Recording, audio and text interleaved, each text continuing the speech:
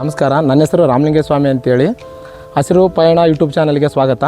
ಮೊದಲಿಗೆ ಈಗ ಕೊತ್ತಲಚಿಂತೆಯಲ್ಲಿ ಸಿರುಗುಪ್ಪ ತಾಲೂಕು ಬಳ್ಳಾರಿ ಜಿಲ್ಲಾ ಕೊತ್ತಲಚಿಂತೆ ಗ್ರಾಮದಲ್ಲಿ ವಿಶೇಷವಾಗಿ ಎಲ್ಲ ತರಹದ ಬೆಳೆಗಳನ್ನು ಬೆಳೆದು ಯಶಸ್ವಿಯಾಗಿರ್ತಕ್ಕಂಥ ಒಬ್ಬ ರೈತ ಇಲ್ಲಿ ನಮ್ಮ ಕಣ್ಣೆದುರಿಗೆ ಇದ್ದಾರೆ. ಅವರು ನಾನಾ ಬೆಳೆಗಳನ್ನು ಬೆಳೆದು ಯಶಸ್ವಿಯಾಗಿದ್ದಾರೆ. ಅವ್ರನ್ನ ಗುರುತಿಸೋ ಅಂಥ ಕೆಲಸ ನಾವು ಇವತ್ತು ಮಾಡೋಣ್ರಿ. ಬನ್ನಿರಿ, ಮೊದಲಿಗೆ ದ್ಯಾವಣ್ಣ ಅವ್ರನ್ನ ಪರಿಚಯ ಮಾಡ್ಕೊಂಡು ಬನ್ನಿ. ಸರ್ ನಮಸ್ಕಾರ. ನಮಸ್ಕಾರ. ನಿಮ್ಮ ಹೆಸರು ಏನು ರೀ? ನಮ್ಮ ಹೆಸರು ದ್ಯಾವಣ್ಣ ಅಂತೇಳಿ. ನಾವು ಹಸಿರು ಪಯಣ ಯೂಟ್ಯೂಬ್ ಚಾನಲ್ಗೆ ಸ್ವಾಗತ. ನಮಸ್ಕಾರ. ನೀವು ಈಗಾಗಲೇ ಇಲ್ಲಿ ನೋಡ್ಕೊಂತ ಬಂದೀವ್ರಿ. ಈಗ ಎಲ್ಲ ಒಳ್ಳೆ ಹಚ್ಚು ಹಸಿರಾಗಿದೆ ನಿಮ್ಮ ತೋಟ ನೋಡಿದ್ರೆ. ಈಗ ಆಲ್ರೆಡಿ ಈಗ ನೀವು ಎಲ್ಲ ಶ್ರೀಗಂಧ ಅವೇನೇನೋ ಬೆಳೆದಿದ್ದೀರಿ ಅಂತ ನಾವು ಕೇಳ್ಪಟ್ಟಿವಿ. ಅದಕ್ಕೆ ಈಗ ಮೊದಲು ಮಾತಾಡ್ಸೋಣ ಅಂತ ಬಂದ್ವಿ. ಈಗ ನೀವು ಈಗ ನಿಮ್ಮ ಎಷ್ಟು ಭೂಮಿಯಲ್ಲಿ ಏನೇನು ಬೆಳೆ ಬೆಳೆದಿರಿ ಅಂತೇಳಿ ಸ್ವಲ್ಪ ತಿಳಿಸ್ಕೊಡ್ರಿ ಸರ್ ನೀವು. ನಮ್ಮದು ಇಲ್ಲಿ 2.5 ಎಕರೆ ಇದೆ. 2 ಎಕರೆ ಗೆಣಸು. ಅದರಲ್ಲಿ 1 ಎಕರೆ ಮಹಾಗನಿ ಹಾಕಿವಿ, 1 ಎಕರೆ ಶ್ರೀಗಂಧ ಹಾಕಿದ್ವಿ. ಶ್ರೀಗಂಧಲ್ಲಿ ಪೇರ್ಲ ಅದಕ್ಕೆ ಗೋಷ್ಟಾಗಿ ಹಾಕಿದ್ವಿ. ಆಮೇಲೆ ಕ್ಯಾಜುರಿನ ಹಾಕಿದ್ವಿ. ಯಾವುದಕ್ಕೆ? ಶ್ರೀಗಂಧಕ್ಕೆ. ಅಷ್ಟಾಗಿ ಕೊಟ್ಟಿದ್ದೀರಾ. ಇನ್ನು ಏನೇನು ಇವು ಅದ್ರಾಗ ಇಂಟರ್ ಕಾಪ್ ಆಗಿ ಹತ್ತಿ ಬೆಳೆನ ಹಾಕಿದ್ರಿ ಅಂತಂದು ನಾನು ನೋಡಿದೆ ಬರೋ ಹೊತ್ನಾಗ. ಅಂತರ ಬೆಳೆ ಆಗಿ ಹತ್ತಿ ಹಾಕಿದ್ವಿ. ಹತ್ತಿ ಕೂಡ ಹಾಕಿದ್ದೀರಾ. ಈ ಬೇಸಿಗೆಯಲ್ಲಿ ಏನು ಹಾಕ್ತೀರಾ? ಇದಕ್ಕೆ ನೀರಿನ ವ್ಯವಸ್ಥೆ ಹೇಗೆ ಮಾಡ್ತೀರಾ? ಸಾಲಿಂದ ಸಾಲಿಗೆ ಹೇಗೆ ಮ್ಯಾನೇಜ್ ಮಾಡಿದ್ದೀರಾ? ಮಹಾಗನಿ ಹೇಗೆ ಮ್ಯಾನೇಜ್ ಮಾಡಿದ್ದೀರಾ? ಈ ಪೇರ್ಲೆ ಹೇಗೆ ಮ್ಯಾನೇಜ್ ಮಾಡಿದ್ದೀರಾ? ಅದ್ರ ಬಗ್ಗೆ ಸ್ವಲ್ಪ ಹೇಳ್ತೀರಾ? ಶ್ರೀಗಂಧ ಬಂದು 15 ಅಡಿಗೆ 15 ಅಡಿ ಸಾಲಿನ ಸಾಲಿಗೆ. ಆಮೇಲೆ ಗಿಡದಿಂದ ಗಿಡಕ್ಕೆ 15 ಅಡಿ ಅಂತರ ಕೊಟ್ಟಿವಿ. ಆಮೇಲೆ 15 ಅಡಿ ಸಣ್ಣ ಮಧ್ಯದಲ್ಲಿ ಒಂದು ಪೇರ್ಲ ಹಾಕಿದ್ವಿ. ಅದ್ರ ಪಕ್ಕದಲ್ಲಿ ಒಂದು ಕ್ಯಾಜರಿನ ಹಾಕಿದ್ವಿ. ಹೌದಾ? ತುಂಬ ಚೆನ್ನಾಗಿ ಬಂದಿದ್ದಾವೆ ದ್ಯಾವಣ್ಣ ಸರ್ ಅವರೇ. ಈಗ ನೋಡ್ತಾ ಇರ್ಬೋದು ಶ್ರೀಗಂಧ ಈಗಾಗಲೇ ನೋಡ್ರಿ, ಇಲ್ಲಿ ಸ್ವಲ್ಪ ಜೂಮ್ ಹಾಕಿ. ಈಗಾಗಲೇ ಗರ್ತು ಈಗಾಗಲೇ ಹಿಂಗೆ ಸೀಳುವಿಕೆ ಬಂದಿದ್ದಾವೆ ಅಂತಂದರೆ ಈಗಾಗಲೇ ಶ್ರೀಗಂಧ ಹಾಕಿ ಎಷ್ಟು ವರ್ಷ ಆಯ್ತು ರೀ ಸರ್? ಇವಾಗ ಶ್ರೀಗಂಧ ಹಾಕಿ 5 ವರ್ಷ ಆಯ್ತು ರೀ. 5 ವರ್ಷ ಆಯ್ತಾ? ಈಗಾಗಲೇ 5 ವರ್ಷ ಆಯಿತು. ಈಗ ನೆಕ್ಸ್ಟು ಇನ್ನೂ 1 ವರ್ಷ 2 ವರ್ಷದಲ್ಲಿ ಆಟೋಡ್ ಸ್ಟಾರ್ಟ್ ಆಗ್ತದೆ ಅಂತ ಅನಿಸ್ತದೆ ರೀ. ಈಗ ನೋಡಿದ್ರೆ ತುಂಬ ಚೆನ್ನಾಗಿ ಬಂದಿದೆ. ಮತ್ತು ಇದಕ್ಕೆ ಓಸ್ಟಾಗಿ ನೀವು ಈಗಾಗಲೇ ಕ್ಯಾಜುರಿನ ಕೊಟ್ಟಿದ್ದೀರಾ. ಇದು ಒಳ್ಳೆ ಓಸ್ಟ್ ಅಂತ ಹೇಳ್ಬೋದು. ಇದೇ ಥರ ಗಿಡಗಳು ಎಷ್ಟಾಗಿದ್ದಾವೆ ಶ್ರೀಗಂಧ ಗಿಡಗಳು ಸರ್? ಒಂದು 150 ಇದಾವೆ. 150 ಇದಾವೆ ಸರ್. ಶ್ರೀಗಂಧದ ಜೊತೆಗೆ ಮತ್ತೆ ಇನ್ನು ಬೇರೆ ಈ ಮಹಾಗನಿ ಹಾಕಿದಿರಿ ಅಂದ್ರಲ್ಲ, ಮಹಾಗನಿ ಎಷ್ಟು ಸಸಿ ಇದಾವೆ ಸರ್? ಮಹಾಗನಿ ಒಂದು 200 ಸಸಿ ಇದಾವೆ. 200 ಸಸಿ ಇದಾವೆ. ಹೌದಾ? ಈಗ ಮಧ್ಯದಲ್ಲಿ ಅಲ್ಲಿ ಇದು ಇನ್ನೂ ಬೇರೆ ಬೇರೆ ಬೆಳೆಗಳು ಕಾಣ್ತಾ ಇದ್ದಾವೆ ನಮಗೆ ಗಿಡಗಳು. ಇವುಟ್ರನ್ನ ನೋಡ್ರಿ ಸರ್. ಇವು ಯಾವ ತೆಂಗು ಕಾಣಿಸ್ತಾ ಇದೆ, ಮತ್ತು ತೆಂಗು ಕಾಣಿಸ್ತಾ ಇದೆ, ಅಲ್ಲಿ ಬಿದಿರು ಕಾಣಿಸ್ತಾ ಇದೆ. ಇನ್ನು ಯಾವ್ಯಾವ ಥರದ ಸಸಿಗಳನ್ನು ಹಾಕಿದ್ದೀರಿ ಸರ್ ನಿಮ್ಮ ಹೊಲದಲ್ಲಿ? ತೆಂಗು ಹಾಕಿದ್ವಿ ಮನೆಗೋಸ್ಕರ. ಸರ್. ಮತ್ತು ಒಂದು ಬಿದಿರು ಗಿಡ ಹಾಕಿದ್ವಿ.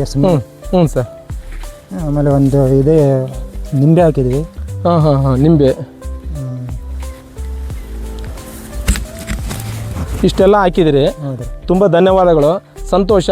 ಮತ್ತು ಅಲ್ಲಿ ತೆಂಗು, ಆಮೇಲೆ ಶ್ರೀಗಂಧಕ್ಕೆ ಓಸ್ಟಾಗಿ ನುಗ್ಗಿಕಾಯಿ ಕೊಟ್ಟಿದ್ವಿ. ಶ್ರೀಗಂಧಕ್ಕೆ ಓಸ್ಟಾಗಿ ನುಗ್ಗಿ ಕೂಡ ಕೊಡ್ಬೋದು ಅಂತ ಹೇಳ್ತಾ ಇದ್ರಿ. ಚೆನ್ನಾಗಿ ಬಂದಿದೆ. ಇದೇ ಥರ ಗಿಡಗಳು ಇವು ಬೆಳೆದ್ರಿಂದ ಇವು ಎಷ್ಟು ವರ್ಷಕ್ಕೆ ಬರ್ತಾವ್ರಿ ಶ್ರೀಗಂಧ ಇವಾಗ ಸದ್ಯ? ಆಲ್ರೆಡಿ ಸದ್ಯಕ್ಕೆ 12 ವರ್ಷ ಅಂತ ಹೇಳ್ತಾರೆ. ನೋಡ್ಬೇಕು ಇನ್ನು ಎಷ್ಟು ನಮ್ಮದು ಗರ್ತ್ ಬಂದು ಹಾರ್ಟ್ವುಡ್ ಬರೋಕ್ಕದು. ಅವರು ಈಗಾಗಲೇ ನೀವು ಪಾಣ್ಯಾಗೆಲ್ಲ ಎಂಟ್ರಿ ಮಾಡಿಸಿದ್ದೀರಾ ಇವ್ರನ್ನ? ಮಾಡಿಸಿದ್ದೀರಾ? ಇವು ಸದ್ಯ ನೀವು ಸಸಿನೇ ಎಲ್ಲಿ ತಂದಿರಿ ಅಂತೇಳಿ ಸ್ವಲ್ಪ ಅದ್ರ ಬಗ್ಗೆ ಹೇಳ್ಬೋದಾ? ನಾವು ಸಸಿ ಇದು ಕವಿತಾಳ ಹತ್ರ ತಗೊಂಡಿದ್ವಿ. ಹೌದು, ಹಿರೇ ಕವಿತಾಳ್ರೆ ಇವರು ಕವಿತಾ ಮಿಶ್ರ ಅವ್ರ ಹತ್ರನಾ? ಅವರು ಚೆನ್ನಾಗಿ ಬೆಳೆದಿದ್ದಾರೆ ಅಂತ ನಾವು ಕೇಳ್ಪಟ್ವಿ. ಅವ್ರ ಹತ್ರ ಸಸಿ ತಂದು ಬೆಳೆದಿರೋದಾ? ತುಂಬ ಸಂತೋಷ.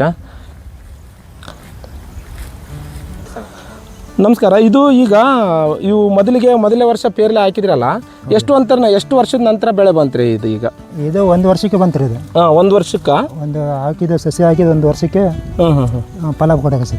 ಇದು ಯಾವ ವೆರೈಟಿ ರೀ ಇದು? ಇದು ರಾಯಲ್ ಗ್ರೀನ್ ಅಂತ. ರಾಯಲ್ ಗ್ರೀನಾ? ಮೊದಲನೇ ವರ್ಷ ಎಷ್ಟು ಇಳುವರಿನ ಎಕ್ಸ್ಪೆಕ್ಟ್ ಮಾಡಿದ್ರಿ ಸರ್ ಇದನ್ನ?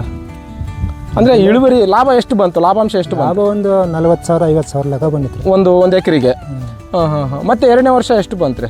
2ನೇ ವರ್ಷ ಸ್ವಲ್ಪ ಹಂಗೆ ಹೆಚ್ಚಿಗೆ ಅಂತ ಹೋಯ್ತು. ಹೌದಾ? 60,000 70,000.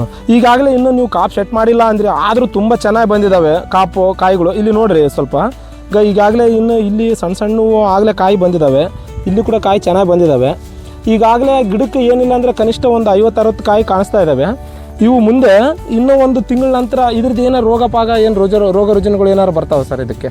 ರೋಗ ಏನು ಬರೋದಿಲ್ಲ ಅದಕ್ಕೆ, ಊಜಿದವ್ನು ಬರುತ್ತೆ. ಊಜಿ ಒಂದೇ ಬಿಟ್ರೆ ಇನ್ನೇನು ಬೇರೆ ಏನು ರೋಗ ಇಲ್ಲ. ಬರೋದಿಲ್ಲ.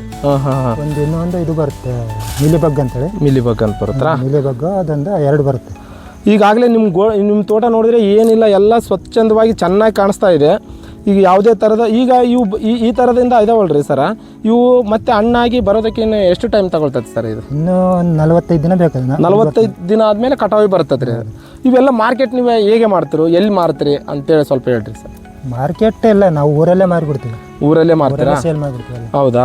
ಈಗ ನಿಮ್ಗೆ ಹತ್ತಿರದ ಮಾರ್ಕೆಟ್ ಅಂದರೆ ಸಿಟಿ ಮಾರ್ಕೆಟ್ ಅಂದರೆ ಯಾವ್ದು ಸಮೀಪ ಆಗುತ್ತೆ? ಸಿಂಧನೂರು ಸಮೀಪ ಆಗುತ್ತಾ? ಸಿಂಧನೂರು ಸಿರುಗುಪ್ಪ ರೀ? ಸಿರುಗುಪ್ಪದಾಗಲ್ಲ, ಮಾರ್ಕೆಟ್ ಇದ್ರಲ್ಲಿ. ಹೌದ್ರಾ? ಈಗಾಗಲೇ ನೀವು ನೋಡ್ತಾ ಇದ್ದೀವಿ, ತುಂಬ ಉತ್ಕೃಷ್ಟವಾಗಿ ಪೇರ್ಲೆ ಎಲ್ಲ ಚೆನ್ನಾಗಿ ಬೆಳೆದಿದ್ದಾರೆ. ಈಗ ಟೀಕ್ ಕೂಡ ಚೆನ್ನಾಗಿದೆ. ಟೀಕ್ ಆಯ್ತು ಅದು ಒಂದು 10 ವರ್ಷ ಆಯ್ತು. ಅದು 10 ವರ್ಷ ಆಯ್ತು. ನೋಡ್ಬೋದು, ಇದು ಟೀಕ್ ಬಂದು ಭಾಳ ಚೆನ್ನಾಗಿ ಬಂದಿದೆ. ಈ ಗರ್ತು ಸುಮಾರು ಅದು ಆ ಕಡೆ ಒಂದು ಇಷ್ಟು ದಪ್ಪ ಇದೆ ನೋಡ್ರಿ. ಗರ್ತು ಭಾರಿ ಚೆನ್ನಾಗಿ ಬಂದಿದೆ. ಇದು ನಾವು ಈ ಥರ ಬೆಳೆಯೋದ್ರಿಂದ ನಮಗೆ ಸೈಡ್ ಇನ್ಕಮ್ ಚೆನ್ನಾಗಿರುತ್ತೆ. ಹತ್ತಿ ಕೂಡ ಬೆಳೆದಿದ್ದಾರೆ ಇವರು. ಹತ್ತಿ ಸರ್ ಇವಾಗ ಎಷ್ಟು ತಿಂಗಳು ಆಯ್ತು ರೀ ಇದನ್ನ ಹಾಕಿ? ಇದು 45 ದಿವಸ ಆಯ್ತು ರೀ ಹಾಕಿ. ಈಗ 45 ದಿವಸ ಆಯ್ತು. ಆಗಲೇ ಕಾಫ್ ಸೆಟ್ಟಿಂಗ್ ಕೂಡ ಆಗಿದ್ದಾವೆ. ಮಧ್ಯದಲ್ಲಿ 2 ಸಾಲ ಹತ್ತಿ ಬಿತ್ತಿದ್ದಾರೆ. ಇದು ಒಂದು ಎಕರೆಗೆ ಅಂದಾಜು ಎಷ್ಟು ಕ್ವಿಂಟಲ್ ಬರ್ಬೋದು ರೀ? ಏನು ಬರ್ಬೋದು ರೀ, ಒಂದು 5-6 ಕ್ವಿಂಟಲ್ ಆಗ್ಬೋದು ಅಷ್ಟೇ. 5-6 ಕ್ವಿಂಟಲ್ ತನಕ ಬರ್ಬೋದು ರೀ. 5-6 ಕ್ವಿಂಟಲ್ ಅಂದರೆ ಇವಾಗ ಕನಿಷ್ಠ ಒಂದು 10,000 ರೂಪಾಯಿ 10,000 ರೂಪಾಯಿ ಕ್ವಿಂಟಲ್ ಇದೆ. 5-6 ಕ್ವಿಂಟಲ್ ಅಂದರೆ ಒಂದು 50,000-60,000 ರೂಪಾಯಿ ಹತ್ತಿನಿಂದನೇ ಲಾಭ ಪಡಿತಾ ಇದ್ದಾರೆ. ಮಧ್ಯದಲ್ಲಿ ಇಂಟರ್ ಕಾಪ್ನಿಂದನೇ 50,000 ರೂಪಾಯಿ ಎಕ್ಸ್ಪೆಕ್ಟೇಷನ್ ಇದೆ. ಮತ್ತು ನಂತರ ಈಗಾಗಲೇ ಈ ಬೇಸಿಗೆ ಟೈಮ್ನಲ್ಲಿ ಇದೆಲ್ಲ ಬೀಳ್ಬಿಟ್ಟಿರ್ತಾರೆ. ಅಂದರೆ ಹತ್ತಿ ತಕ್ಕೊಂಡಿದ ನಂತರ ಅಂದರೆ ಹುಲ್ಲು ಜಾಸ್ತಿ ಚಿಗುರಾಗಿರ್ತೈತೆ. ಅವಾಗ ನೀವೇನು ಎಲ್ಲ ಹುಲ್ಲು ಇರ್ತೈತಲ್ರಿ, ಅವಾಗ ಏನು ಮಾಡ್ತೀರಿ ನೀವು ಹತ್ತಿ ಹಾಳಾದ್ಮೇಲೆ? ಒಂದು ಟೈಮಲ್ಲಿ ಮರಿಗಳು ಟಗರು ಮರಿ ತಗೊಂಬರ್ತಾರೆ, 10-15. ಅಂದರೆ ಟಗರು ಮರಿಗಳು ಅಂದರೆ ಗಂಡು ಮಾತ್ರ. ಅಂದರೆ ಮೇಯಿಸಿ ಮತ್ತೆ ನೀವು ಮಾರಾಟಕ್ಕೆ ಮಾರಿಬಿಡ್ತಾರಾ? 4 ತಿಂಗಳು 5 ತಿಂಗಳು ಮೇಯಿಸ್ಬಿಟ್ಟು ಮಾರ್ತೀವಿ. ಮೊದಲು ಎಷ್ಟಕ್ಕೆ ತರ್ತೀರಿ ಔಟ್ರನ್ನ? ಮೊದಲು ಬೀಳ್ತಾವ್ರೆ ಒಂದು 7,000 ಬೀಳ್ತಾವೆ. 7,000 ರೂಪಾಯಿಗೆ ತಂದು ಒಂದು 11,000-12,000ಕ್ಕೆ ಮಾರ್ತೀವಿ. ಮೊದಲು 7,000 ರೂಪಾಯಿಗೆ ತಂದು 12,000 ರೂಪಾಯಿಗೆ ಕನಿಷ್ಠ ಮಾರ್ತೀರಿ, ಒಂದು 2-3 ತಿಂಗಳು ಇಟ್ಕೊಂಡು.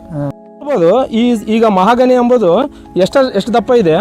ಈಗಾಗಲೇ ಕನಿಷ್ಠ ಒಂದು 30-35 ಅಡಿ ತನಕ ಬೆಳೆದಿದೆ ಸರ್. ಇವಾಗ ಇದು ಮಹಾಗನಿ ಹಾಕಿ ಎಷ್ಟು ವರ್ಷ ಆಯ್ತು ರೀ ಸರ್? ಇದು 2020 ಹಾಕಿದ್ವಿ. 6 ವರ್ಷ ಆಯ್ತು. ಇಲ್ಲಿಗೆ 6 ವರ್ಷ ಆಯ್ತು ರೀ. 6 ವರ್ಷ ಆಯ್ತು ರೀ. 6 ವರ್ಷಕ್ಕೆ ಕನಿಷ್ಠ ಒಂದು 20 ಅಡಿ ಕಟಿಂಗ್ ಆಗ್ಬೋದು, ಆದರೂ 30-35 ಅಡಿ ಬೆಳೆದಿದೆ. ಇವು ಈ ಥರದ ಗಿಡಗಳು ಎಷ್ಟು ಸಂಖ್ಯೆಯಲ್ಲಿದ್ದಾವೆ ಸರ್ ನಿಮ್ಮ ಹೊಲದಲ್ಲಿ? ಈ ನಮ್ಮ ಹೊಲದಲ್ಲಿ 200 ಸಸಿ ಇದಾವೆ. 200 ಸಸಿ ಇದ್ದಾವೆ. ಒಂದು ರೌಂಡ್ ಹಿಂಗೆ ತೋರಿಸ್ರಿ. ಅಬಾಬಾಬಾ ತುಂಬ ಚೆನ್ನಾಗಿ ಬಂದಿದ್ದಾವೆ. 200 ಸಸಿ ಜಾಸ್ತಿನೇ ಇದಾವೆ ಅಂತ ಅನಿಸ್ತದೆ, ಆದರೂ ತುಂಬ ಉತ್ಕೃಷ್ಟವಾಗಿ ಬೆಳೆದಿದ್ದಾವೆ. ಇದು ಏನೋ ಇದು ಸುಭಾಷ್ ಪಾಳೇಕರ್ ಅವರ ಫೈಲರಿಂಗ್ ಸಿಸ್ಟಮ್ ಕಂಡಂಗೆ ಕಾಣಿಸ್ತಾ ಇದೆ. ಮೊದಲು ಮೇಲೆ ಮಹಾಗನಿ ಆಗಿರ್ಬೋದು, ಕೆಳಗೆ ಪೇರ್ಲೆ ಆಗಿರ್ಬೋದು, ಮತ್ತು ತೆಂಗು, ಮತ್ತು ಇದು ಹತ್ತಿ ಆಗಿರ್ಬೋದು, ಮತ್ತು ಇವಾಗ ಕಾಯಿಪಲ್ಯ ತರಕಾರಿನೇ ಬೆಳೆಸ್ತಾ ಇದ್ದಾರೆ. ಇವೆಲ್ಲ ಚೆನ್ನಾಗಿ ಬೆಳೆದಿರೋ ನೋಡಿದ್ರೆ ನಮ್ಮ ಸುಭಾಷ್ ಪಾಳೇಕರ್ ಅವರ ಫೈಲರಿಂಗ್ ಸಿಸ್ಟಮ್ ಥರ ಕಾಣಿಸ್ತಾ ಇದೆ. ಇವ್ರನ್ನ ಎಲ್ಲಿ ಕಟಾವು ಮಾಡ್ತೀರಾ ಸರ್ ನೀವು? ಈಗ ಕಟಾವು ಯಾವಾಗ ಬರ್ತಾವಿದ್ದಾವೆ, ಮತ್ತು ಇದು ಮಾರ್ಕೆಟ್ ಹೇಗೆ ಅಂತ ಏನಾದರೂ ಸ್ವಲ್ಪ ಹೇಳ್ತೀರಾ ಸರ್? ಇದು ಕಟಾವು ಬರ್ತಾರೆ, ಗರ್ತ ಬಂದಾಗ ಮಾತ್ರ ಕಟಾವು ಮಾಡ್ಬೇಕ್ರಿ. ಎಷ್ಟು ವರ್ಷಕ್ಕೆ ಬರ್ತಾವಂತ ಹೇಳಿದ್ದಾರೆ ಸರ್? ಸುಮಾರು 15-18 ವರ್ಷ ಆಗ್ಬೇಕಂತ ಹೇಳಿರಿ. 15-18 ವರ್ಷಕ್ಕೆ ಕಟಾವು ಆಗುತ್ತೆ ಅಂತ ಹೇಳಿದ್ದಾರೆ ಸರ್. ಮಾರ್ಕೆಟ್ ಹೇಗೆ ಮಾಡ್ತೀರಾ ಸರ್? ಈಗ ಆಗಲೇ ಭಾಳಷ್ಟು ರೈತರು ಹಾಕಿದ್ದಾರೆ ಇದಕ್ಕೆ. ಈ ಮಾರ್ಕೆಟ್ ಇಲ್ಲ ಎಂಬ ಸುದ್ದಿ ಕೇಳಿದ್ದೀನಿ ಸರ್. ಅದ್ರ ಬಗ್ಗೆ ನಿಮ್ಮ ಅಭಿಪ್ರಾಯ ಹೆಂಗೆ ಸರ್? ಹೇಗೆ ಮಾರ್ಕೆಟ್ ಮಾಡ್ಬೇಕಂತ ಅನ್ಕೊಂಡಿದ್ದೀರಾ ಸರ್? ಬೆಳೆಸಿ ಹಾಕಿದ್ರಿ, ಮುಂದೆ ನೋಡೋದು ಹೆಂಗ ಮಾರ್ಕೆಟ್ ಇರ್ತತೋ ಬಿಡ್ತತೋ. ಬೆಳೆಸೋಣ ಅಷ್ಟೇ. ಮುಂದೆ ಮಾರ್ಕೆಟ್ ಬಂದರೆ ಇವಾಗೆಲ್ಲ ಶ್ರೀಗಂಧಕ್ಕೆ ಮಾರ್ಕೆಟ್ ಐತೆ ಅಂತಾರೆ. ಇನ್ನು 10 ವರ್ಷದ ನಂತರ ಇರ್ಬೋದು, ಇರಲಾರ್ದೆ ಇರ್ಬೋದು. ಅದೇ ಬೆಳೆ ಪ್ರಯತ್ನ ಅಂತೂ ನಮ್ಮ ರೈತರ ಹತ್ರ ಇದೆ. ಬೆಳೆಸೋದು ನಮ್ಮ ಪ್ರಯತ್ನ, ಮುಂದೆ ಹೆಂಗೆ ದೇವ್ರ ಇಚ್ಛೆ ಆಗಲಿ. ತುಂಬ ಸಂತೋಷ. ಇದಕ್ಕೂ ಮಾರ್ಕೆಟ್ ಸಿಗಲಿ ಅಂತೇಳಿ ನಾವು ಕೇಳ್ಕೊತೀವಿ. ಮತ್ತು ಈಗ ನಮ್ಮ ಸರ್ಕಾರದಿಂದ ಕೃಷಿ ಇಲಾಖೆ ಆಗಿರ್ಬೋದು, ತೋಟಗಾರಿಕೆ ಇಲಾಖೆ ಆಗಿರ್ಬೋದು, ಅರಣ್ಯ ಇಲಾಖೆ ಆಗಿರ್ಬೋದು, ನೀವು ಯಾವ್ಯಾವ ಇಲಾಖೆಗೆ ಏನೇನು ಸೌಲಭ್ಯ ತಗೊಂಡಿದ್ದೀರಿ ಸರ್ ಇವಾಗ ಸದ್ಯ? ಈ ಸಸಿ ಉಣೋದಕ್ಕಾಗಿ ಇರ್ಬೋದು, ತೋಟಗಾರಿಕೆ ಇಲಾಖೆ ಕಡೆಯಿಂದ ಆಗಲೇ ಅದು ಎನರ್ಜಿದ ಒಳಗೆ ಅದನ್ನು ಕೊಡ್ತಾರೆ. ಅದನ್ನ ಏನಾರು ತಗೊಂಡಿದ್ದೀರಾ? ಯಾವ್ಯಾವ ಸೌಲಭ್ಯಗಳನ್ನು ಪಡ್ಕೊಂಡಿದ್ದೀರಾ ಸ್ವಲ್ಪ ಹೇಳ್ತೀರಾ ಸರ್? ಇವು ಪೇರ್ಲ ಸಸಿ ಹಾಕೋದಕ್ಕೆ, ಸರ್ ಕುಣಿ ತೋಡೋದಕ್ಕೆ ತೋಟಗಾರಿಕೆ ಇಲಾಖೆಯವರು ಸಹಾಯಧನ ಕೊಟ್ಟಿದ್ರು. ಆಮೇಲೆ ಇವು ಮಹಾಗನಿಗೆ ಅರಣ್ಯ ಇಲಾಖೆಯವರು ಸ್ವಲ್ಪ ಕೊಟ್ಟಿದ್ರು. ಸಸಿ ಸಸಿ ಸಸಿಗೆ ಇದು ಸಬ್ಸಿಡಿ ರೂಪದಲ್ಲಿ ಕೊಟ್ಟಿದ್ದೀರಾ? ಒಂದು ಸಸಿ ಎಷ್ಟು ಬಿದ್ದಿತ್ತು ಸರ್ ಇದನ್ನು? ಇದು 40 ರೂಪಾಯಿ ಬೀಳುತ್ತೆ ನಮಗೆ. ಒಂದು ಸಸಿ 40 ರೂಪಾಯಿ ಬಿದ್ದಿತ್ತು. ಹಾಂ ಹಾಂ. ನಿಮಗೆ ಸಬ್ಸಿಡಿ ಏನಾರು ಮಾಡಿಸಿದ್ರಾ ಸರ್? ಇವು ಸಹಾಯಧನ ಏನಾರು ಸಬ್ಸಿಡಿ ಕೊಡಿಸಿದ್ರಾ ಸರ್ ನಿಮಗೆ? ಅದೇ ಸಸಿ ಗುಂಡಿ ತೆಗಿಯಕ್ಕೆ ಮಾತ್ರ ಕೊಟ್ಟಿದ್ರು ಅವರು. ಗುಂಡಿ ತೆಗಿಯಕ್ಕಂತ ಕೊಟ್ಟಿದ್ರು ಸರ್. ಓಹೋ ಹೋ. ಅದಾದಮೇಲೆ ನೀವು ಏನಾರು ಕೃಷಿ ಹೊಂಡ ಈ ಥರ ಯಾವುದನ್ನ ಮಾಡ್ಕೊಂಡಿದ್ದೀರಾ? ಇದಕ್ಕೆ ನೀರಿನ ವ್ಯವಸ್ಥೆ ಯಾವ ಥರ ಮಾಡ್ತಾ ಇದ್ದೀರಾ ಸರ್? ಕೃಷಿ ಹೊಂಡನೇ ಇಲ್ಲರಿ ನಮ್ಮದು. ನೀರಿನ ವ್ಯವಸ್ಥೆ ನಮ್ಮದು ಇಲ್ಲ, ಒಂದು ಗರ್ಜೆ ಹಳ್ಳ ಅಂತ ಇದೆ, ಅದರಿಂದ IP ಸೆಟ್ ಮುಖಾಂತರ ಆಯಾ ನೀರನ್ನ ಮಾಡ್ತಾ ಇದ್ದೀರಾ? ಕೊಡ್ತೀವಿ. ಹೌದಾ? ಹಾಂ, ತುಂಬ ಚೆನ್ನಾಗಿ ಬಂದಿದೆ ಸರ್. ಇವಾಗ ಇದಕ್ಕೆ ನೀರಿನ ಮ್ಯಾನೇಜ್ಮೆಂಟು ಈಗ ಪೇರ್ಲೆಗೆ ಒಂದು ನಮೂನಿ ಬರುತ್ತೆ, ಮತ್ತು ಹತ್ತಿಗೆ ಒಂದು ನಮೂನಿ ಬರುತ್ತೆ, ಮತ್ತು ಮಹಾಗನಿಗೆ ಒಂದು ನಮೂನಿ ನೀರು ಬಿಡಬೇಕಾಗುತ್ತೆ. ಇವೆಲ್ಲ ಯಾವ್ಯಾವ ಥರ ಮ್ಯಾನೇಜ್ ಮಾಡ್ತೀರಾ ಸರ್? ಈಗ ಬೇಸಿಗೆ ಟೈಮ್ನಾಗ ಆಗಿರಲಿ, ಇದು ಮಳೆಗಾಲದಲ್ಲಿ ಆಗಿರಲಿ, ಯಾವ ಥರ ಮಾಡ್ತೀರಾ ಸರ್? ಹತ್ತಿ ಒಂದು 3 ತಿಂಗಳು 4 ತಿಂಗಳಿಗೆ ಬಂದುಬಿಡ್ತಿರೋದು. ಆಮೇಲೆ ಇವಕ್ಕೆ ಒಂದು ತಿಂಗಳಿಗೆ ಒಂದು ಸರಿ ಮಾತ್ರ ನೀರು ಬಿಡ್ತೀವಿ ಅಷ್ಟೇ. ಯಾವುದೋ ಪೇರ್ಲಕ್ಕೆ ಮಹಾಗನಿಗೆ ಅಷ್ಟೇ ರೀ. ಒಂದು ತಿಂಗಳಿಗೆ ಒಂದು ಸರಿ ಮಾತ್ರ ನೀರು ಬಿಡ್ತೀವಿ. ಹೌದು. ಇವು ನಮ್ಮ ತೋಟಗಾರಿಕೆ ಇಲಾಖೆ ಕಡೆಯಿಂದ ಏನಾರ ಸೌಲಭ್ಯಗಳು ತಗೊಂಡಿರೋದು ಇದೆಯಾ ಸರ್? ತೋಟಗಾರಿಕೆ ಇಲಾಖೆಯಿಂದ ಅದೇ ಗುಂಡಿ ತೋಡಕ್ಕೆ ಮಾತ್ರ ಕೊಟ್ಟಿದ್ರು. ಇದು ಪೇರ್ಲಿಗೆ ಮತ್ತು ಮಹಾಗನಿಗೆ ಇವು ಯಾವ ಥರದ ಗೊಬ್ಬರ ಕೊಡ್ತೀರಾ ಸರ್? ಇವು ನಾವು ಸರ್ಕಾರಿ ಗೊಬ್ಬರ ಬಳಸಲ್ಲ, ಅದೇ ತಿಪ್ಪೆ ಗೊಬ್ಬರ ಮಾತ್ರ ಹಾಕ್ತೀವಿ. ಇದು ತಿಪ್ಪೆ ಗೊಬ್ಬರ ಯಾವ ಥರ ಬಳಸ್ತೀರಾ ಸರ್? ಇದಕ್ಕೆ ತೋಡಿ ಹಾಕ್ತೀರಾ ಹೇಗೆ? ಮೇಲೆ ಕೊಡ್ತೀವಿ. ಮೇಲೆ ಕೊಟ್ಬಿಡ್ತೀರಾ? ಮೇಲೆ ಕೊಟ್ಟು ನೀರು ಬಿಟ್ಬಿಡ್ತೀರಾ? ಅಷ್ಟೇ. ತುಂಬ ಚೆನ್ನಾಗಿ ಬಂದಿದ್ದಾವೆ. ಅದಕ್ಕೆ ಇವು ರಾಸಾಯನಿಕ ಗೊಬ್ಬರಗಳು ಯಾವ ಬಳಸ್ತಾ ಇಲ್ಲ ಸರ್ ಹಾಗಾದರೆ ನೀವು? ರಾಸಾಯನಿಕ ಗೊಬ್ಬರ ಇಲ್ಲ ಬಳಸ್ರಿ. ನೀವು ಇದು ಆಕಳದಿಂದ ಇವು ತಯಾರು ಮಾಡ್ತಾರಲ್ಲ ಸರ್, ಜೀವಾಮೃತ, ಅವು ಏನಾರ ಬಳಸ್ಬೇಕಂತ ಏನಾರು ಅನ್ಕೊಂಡಿದ್ದೀರಾ ಸರ್? ಹೇಗೆ? ಅದೇ ನಮ್ಮದು ಪ್ರಯತ್ನ ಐತ್ರಿ, ಇನ್ನೂ ಬಳಸಿಲ್ರಿ, ಬಳಸ್ಬೇಕು. ಈಗ ಮತ್ತೆ ತೋಟಗಾರಿಕೆ ಕಡೆಯಿಂದ ಆಗಲಿ ಆ ಥರದ ಟ್ರೈನಿಂಗ್ ಬಂದರೆ ನಿಮ್ಗೆ ಹೋಗೋಕೆ ಏನಾದರೂ ಇಂಟ್ರೆಸ್ಟ್ ಇದೆಯಾ ಸರ್? ಹೇಗೆ? ತರಬೇತಿ ಸಿಕ್ಕರೆ ಒಳ್ಳೇದು, ಮತ್ತೆ ತರಬೇತಿ ತಗೊಂಡೋದ ಒಳ್ಳೇದು. ತೋಟಕ್ಕೆ ಬಂದು ಇಷ್ಟೆಲ್ಲ ಸಮಗ್ರ ಕೃಷಿಯ ಮಾಹಿತಿಯನ್ನು ಕೊಟ್ಟಿದ್ದಕ್ಕೆ ನಮ್ಮ ಚಾನಲ್ ಕಡೆಯಿಂದ ನಿಮಗೆ ಹೃತ್ಪೂರ್ವಕ ಧನ್ಯವಾದಗಳನ್ನು ಸಲ್ಲಿಸ್ತಾ ಇದ್ದೀವಿ ಸರ್. ನಮಸ್ಕಾರ. ಧನ್ಯವಾದಗಳು. ವಿಡಿಯೋನ ಕೊನೆ ತನಕ ನೋಡಿದ್ದಕ್ಕಾಗಿ ಧನ್ಯವಾದಗಳು. ಹೀಗೆ ಹಸಿರು ಪಯಣ ಯೂಟ್ಯೂಬ್ ಚಾನಲ್ನ ಸಬ್ಸ್ಕ್ರೈಬ್ ಮಾಡಿ, ಲೈಕ್ ಮಾಡಿ ಹಾಗೂ ಶೇರ್ ಮಾಡಿ ಅಂತ ಕೇಳ್ತಾ, ಹೀಗೆ ಹಲವಾರು ರೈತರನ್ನು ನಾವು ಇಂಟರ್ವ್ಯೂ ಮಾಡುವಂಥ ಕೆಲಸ ಮಾಡ್ತಾ ಇದ್ದೀವಿ. ಹೀಗೆ ನಮ್ಮ ರೈತರು ಬೆಳೆಯುವಂಥ ಕೆಲಸ ಮಾಡಲಿ ಹಾಗೂ ರೈತರಿಗೆಲ್ಲ ಒಳ್ಳೆಯದಾಗಲಿ ಅಂತ ಹೇಳ್ತಾ ಈ ಒಂದು ವಿಡಿಯೋಕ್ಕೆ ಧನ್ಯವಾದಗಳನ್ನು ಹೇಳ್ತಾ ಇದ್ದೀನಿ.